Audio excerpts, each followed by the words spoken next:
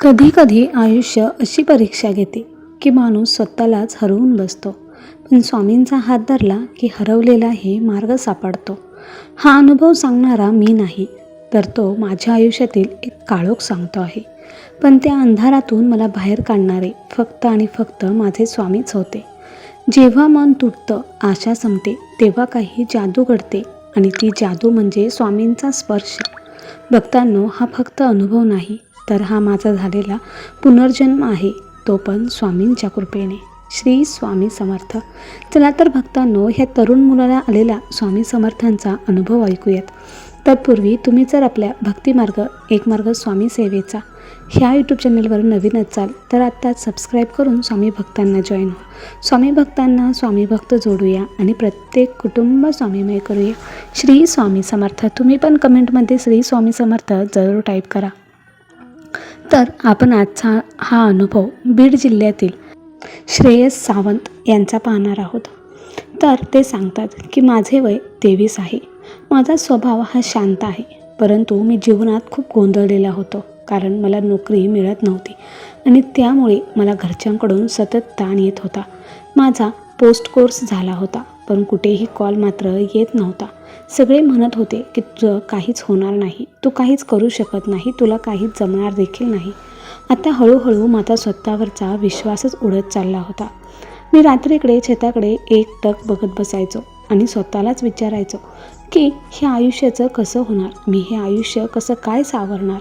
आता हळूहळू मी डिप्रेशनसारख्या अवस्थेत जायला लागलो होतो. माझं हसणं बोलणं सगळं कमी होत गेलं आणि ताणाचं शिखर हे अगदी सर्वोच्च होतं. एक दिवस माझा एका कंपनीमध्ये इंटरव्ह्यू होता आणि मी इंटरव्ह्यूला गेलो, परंतु इंटरव्ह्यूमध्ये जोरात ह्युमिलेशन झालं. HR समोरच म्हणाले, तुला बेसिक क्वेश्चन पण येत नाहीत. आणि त्या दिवशी मी घरी परत आलो तेव्हा कोणाशीच काहीच बोललो नाही. मी रात्रीच खोलीत दिवा बंद करून बसलो, मात्र माझ्या डोळ्यातील पाणी थांबत नव्हतं आणि माझ्या मनातून अचानक शब्द निघाले की स्वामी, तुम्ही खरंच आहात का? असाल तर एकदा तरी मला सांगा की मी निकम्मा नाही. हे बोलून मी खूप रडत होतो आणि रडत रडतच मी झोपी गेलो आणि रात्री साधारण 2:15 वाजले होते आणि तेव्हाच मला अचानक मंद आवाज ऐकू आला.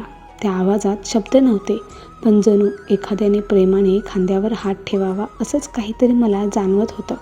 मी डोळे उघडले तर खोलीत कोणच नव्हतं, पण खूपच वेगळं वाटत होतं. मला वाटलं की कोणीतरी मला आधार देते, पण खास गोष्ट म्हणजे खोली पूर्ण बंद असताना खिडकीचा पडदा हलला आणि थंड वारा आला आणि त्या वाऱ्याने माझ्या अंगावर शहारे आले. मी त्या सर्व घटनेने भिलो नाही, उलट मी शांत झालो. दुसऱ्या दिवशी सकाळी मी घराबाहेर आलो आणि गल्लीतल्या मंदिराच्या दारात मला स्वामींचा एक फोटो खाली पडलेला दिसला. पण त्यात विशेष म्हणजे त्या फोटोची फ्रेम तुटलेली होती, पण स्वामींचा चेहरा मात्र पूर्ण स्वच्छ आणि एकही खरचटलेला नव्हता. मला वाटलं हे सर्व माझ्यासाठीच आहे. मी फोटो उचलला आणि मनात म्हणलं की स्वामी, मी तुमचा संदेश समजलो आहे, तुमचं माझ्यावर पूर्ण लक्ष आहे. आणि त्या दिवसापासूनच माझा आत्मविश्वास अचानक बदलला. मी इंटरव्ह्यूमध्ये थरथरत उत्तर देत होतो, तो आता मी आरशासमोर उभा राहून सराव करू लागलो. रोज सकाळी 10 मिनटं मी स्वामींच्या फोटोसमोर बसायचो आणि म्हणायचो की स्वामी, तुम्ही आहात माझ्यासोबत, मी योग्य ठिकाणी नक्कीच पोहोचणार. आणि चमत्कारच घडला. 10-12 महिन्यांपासून ज्या कंपनींनी मला रिजेक्ट केलं होतं, त्यापैकीच एका कंपनीने मला स्वतः कॉल केला आणि can you come for interview again असं म्हणाले. आता इंटरव्ह्यूचा दिवस जवळ आला होता आणि त्या दिवशी मात्र मी अजिबातच घाबरलेलो नव्हतो. मी इंटरव्ह्यू रूम बाहेर बसलो असताना एक 60-70 वर्षांचे आजोबा तेथून गेले. वेश एकदम साधा होता, धोती कुर्ता होता आणि त्यांचे शरीर अगदी भरगच्च होते. चेहऱ्यावरती एक वेगळी चमक होती, डोक्यावरती टिळा होता आणि त्यांनी काखेमध्ये एक लांबशी अशी पिशवी अडकवली होती. ते आजोबा थांबले आणि माझ्या डोक्यावरून हात फिरवून म्हणाले की जा बाळा, तुला जे हवंय ते आज नक्कीच मिळणार आहे. मी आश्चर्यचकित झालो आणि नंतर लक्षात आलं, गेटवर कोणत्याही सिक्युरिटीने त्या आजोबांना आत येताना पाहिलं नव्हतं आणि इंटरव्ह्यू संपल्यावर मी बाहेर पडलो तर ते आजोबा मला कुठेच दिसले नाही. तो इंटरव्ह्यू मी पास झालो होतो आणि पहिला पगार मिळाल्यावर मी मंदिरात जाऊन स्वामींपुढे पेढे ठेवले. आणि भक्तांनो, ती पूर्ण नोकरी मला स्वामींच्या कृपेनेच मिळालेली होती.